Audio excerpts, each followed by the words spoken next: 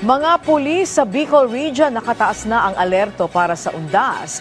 Police Assistance Desk itatalaga ng PNP sa mga sementeryo at iba pang estratehikong lugar. Si Connie Kalipay ng Philippine News Agency Bicol sa sentro ng balita.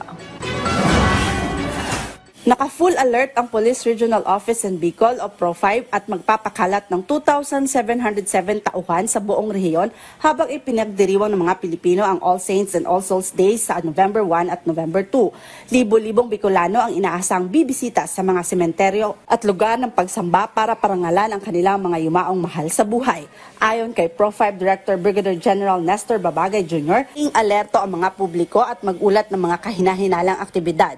May kabuang 1,491 pulis ang itatalaga upang mag-operate ng mga Police Assistance Desk na estratehikong matatagpuan sa mga sementeryo at Memorial Park. Samantalang 479 na opisyal ang ipapakalat sa mga national highway at major thoroughfares para mapamalaan ang mga Motorist Assistance Desk.